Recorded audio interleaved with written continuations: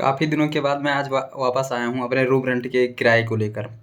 तो इलाहाबाद में जो लड़के नए आ रहे हैं तो वो बार-बार पूछ रहे हैं कि सस्ता रूम कहाँ मिलेगा, सस्ता रूम कहाँ मिलेगा? तो आज मैं आपको 2-3 लोकेशन बताता हूँ इलाहाबाद में जहाँ आपको सबसे सस्ता मिलेगा और मुझे लगता है इससे ज़्यादा सस्ता आपको मिल भी नहीं सकता। और अगर आप इतना नहीं इन्वेस्ट कर सकते तो इलाहाबाद में आइए भी मत।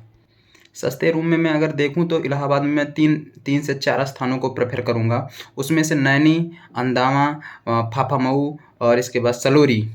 इन चारों स्थानों को मैं एक-एक करके प्रेफ़रेंस करके आपको बताता हूँ कि यहाँ का रूम रेंट क्या है, आप कैसे क्या रह सकते हैं, कितना-कितना दूरी है, कहाँ-कहाँ से कैसे क्या।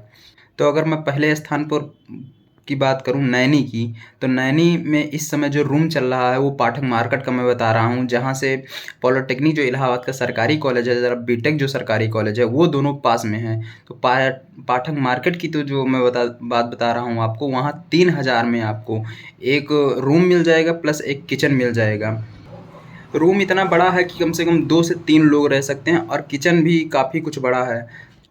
आपको 3000 में जो है बेस्ट रूम मिल जाएगा नैनी में और एकदम हर चीज़ उसमें सुविधा रहेगा आपको। लेकिन नैनी इलाहाबाद से जो मेन है कैंपस से मैं अगर दूरी की बात करूँ तो कम से कम कुछ नहीं तो 10 से 15 किलोमीटर पड़ जाएगा। लेकिन अगर सस्ता देखा जाए और बड़े में अगर बड़ा रूम लिया जाए तो नैनी सबसे बेस्ट रहेगा आपके लिए। लेकिन अगर आप डिप्लोमा वाले छात्र हैं या इलाहाबाद जो पॉलिटेक्निक का जो सरकारी कॉलेज है वहाँ आप लेते हैं तो आपको रूम वहीं मिल लेना पड़ेगा और इलाहाबाद में वहाँ भी लड़के रहते हैं।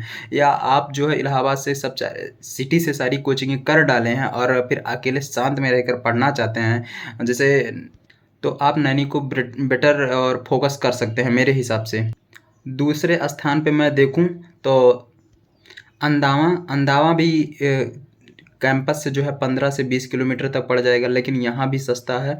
यहाँ भी 2500 में आपको दोनों 2-3 लोगों के रहने के रूम मिल जाएगा प्लस किचन मिल जाएगा। तो 2500 से 3000 के बीच में जो है आपको दोनों मतलब रूम और किचन दोनों मिल जाएगा प्लस बाथरूम आप अलग से यूज कर सकते हैं उसमें। जैसे इलाहाबाद में अगर आप सलोरी या बघाड़ा या यहाँ सब लेंगे तो एक ही बाथरूम या सब फ्रेश होने वाले में सब लड़के यूज करेंगे। लेकिन वहाँ सब क्या है कि आप अलग-अलग लेकर अलग रूम लीजिए, अलग से सब आपको सेपरेट मिलेगा वहाँ पे।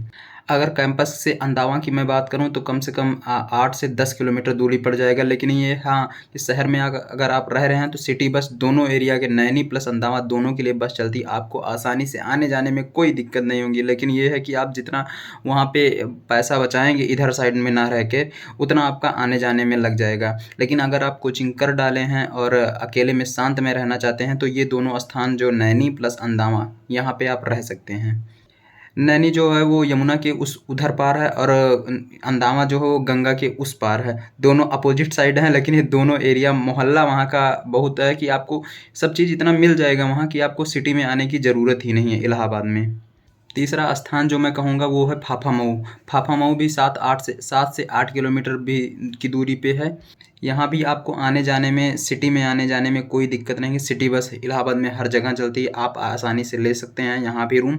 यहाँ का रूम रेंट 3 से 3500 के बीच में है। यहाँ ये 7 से 8 किलोमीटर की दूरी पे है। लड़के अंदावा, नैनी और फाफामऊ हर जगह लड़के रहते हैं और इलाहाबाद में सारे जगह पर लड़के रहते हैं। आप कहीं भी ऐसा मोहल्ला नहीं होगा इलाहाबाद में कि लड़के नहीं रहते।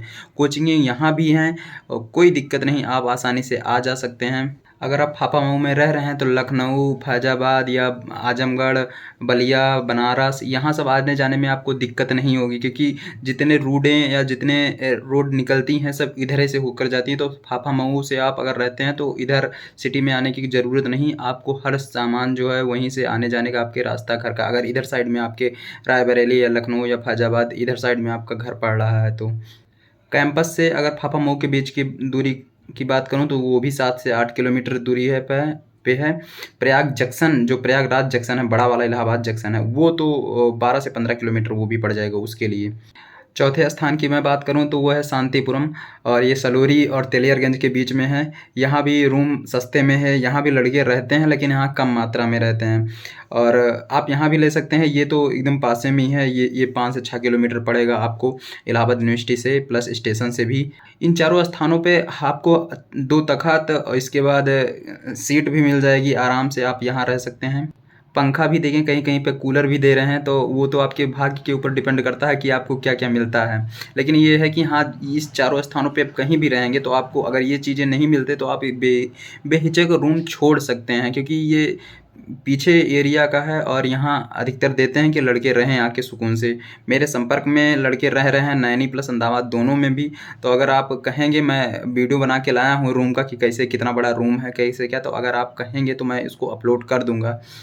मुझे लगता है कि इससे ज़्यादा सस्ता आपको 2 से 3 लोगों के रहने के लिए आपको जगह नहीं मिलेगा। इलाहाबाद में तो आप भूल ही जाइए, क्योंकि यहाँ 4500 और 5000 के बीच में रूम रेंट मिल रहा है। जहाँ बघाड़ा या फिर सलोरी या फिर तिलैयारगंज या फिर कटरा, यहाँ सब आपको 5000 4000। आपको मैं बता रहा हूँ कि सलोरी की इस बात बता रहा हूँ कि 2700 में सिंगल रूम मिला है लड़कों को।